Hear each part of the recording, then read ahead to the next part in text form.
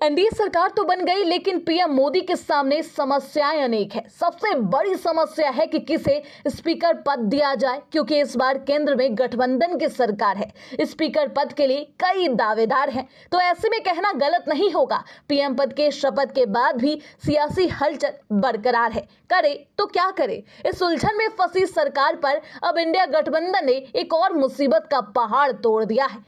एक ऐसी शर्त रख दी है जिसे सुन भाजपा आलाकमान तक हैरान है। दरअसल लोकसभा अध्यक्ष के चुनाव को लेकर राजनीतिक सरगर्मी बढ़ गई है। चुनाव के नतीजे सामने आए तो सबसे पहले पेच फंस रहा था मंत्रालय को लेकर, जिसे सूझबूझ के साथ भाजपा ने खत्म कर दिया। मोदी सरकार 3.0 में एनडीए गठबंधन के दलों के सांसदों को भी मंत्री बनाया गया। वहीं अब पेच लोकसभा अध्यक्ष की कुर्सी को लेकर फंसा है। पहले सहयोगी दलों में स्पीकर पद को लेकर खींचतान हो रहा था, लेकिन जदयू ने समर्थन दे दिया और कहा कि बीजेपी जिसे उम्मीदवार बनाएगी हम उसका समर्थन करेंगे। बीजेपी उलझे हुए सियासी तार को सुलझा ही रही थी कि अब विपक्षी गठबंधन की भी एक नई मांग सामने आ गई। जी हां, इस बार मजबूती के साथ खड़ा इंडिया गठबंधन अब स्पीकर पद के लिए नई मांग कर रहा है। खबर है कि विपक्षी दलों के इंडिया गठबंधन की ओर से लोकसभा के उपसभापति पद की नई मांग की गई है। रिपोर्ट के मुताबिक अगर इंडिया को डिप्टी स्पीकर की पोस्ट नहीं मिली तो वे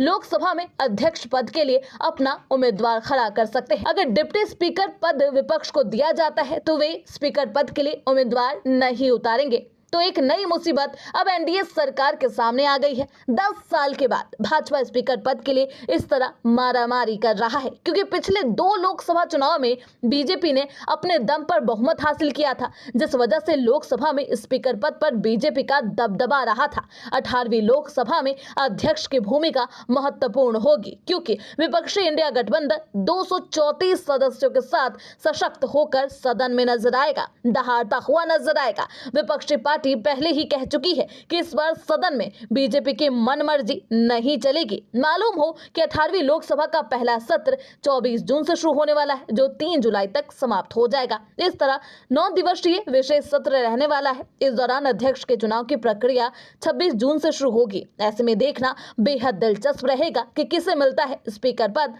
और विपक्षी पार्टी के इस शर्त का क्या होता है हश्र। Bureau report, TV7 Bharat.